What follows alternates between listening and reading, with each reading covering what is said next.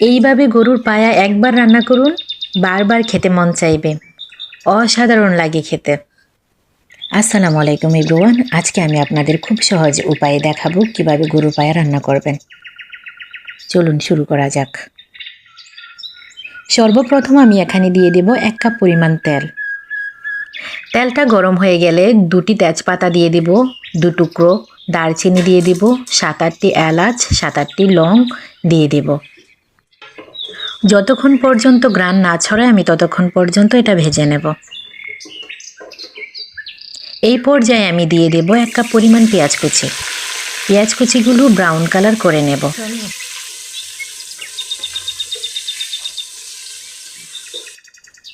এখন দিয়ে দেব 3 চামচ রসুন বাটা। 2 মিনিটের জন্য ভালো করে কষিয়ে নেব। 2 মিনিট হয়ে গেছে। এখন দিয়ে দেব 1 চামচ আদা বাটা। এখানে আছে 2 চামচ হলুদের গুঁড়া, 3 চামচ মরিচের গুঁড়া, 2 চামচ গরম মশলার গুঁড়া। যে যতটুকু মরিচ খাবেন সে অনুযায়ী মরিচের গুঁড়াটা দিবেন। এই পর্যায়ে আমি অ্যাড করব 2 কাপ পরিমাণ গরম পানি, যেন মশলাটা পুড়ে না যায়। অবশ্যই গরম পানি ব্যবহার করবেন।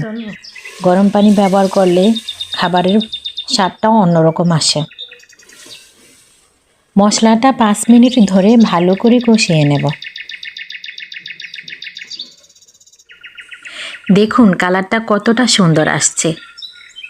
এ পর্যায়ে আমি দিয়ে দেব 5 কাপ পরিমাণ পানি।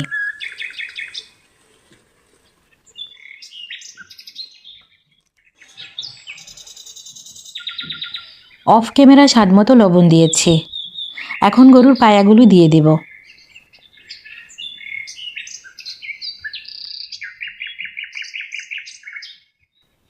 এখন আমি 1 ঘন্টার জন্য ঢাকনা দিয়ে ঢেকে দেব। অবশ্যই 1 ঘন্টা সময় লাগবে। 1 ঘন্টার কম সময়ে এটা সিদ্ধ হবে না।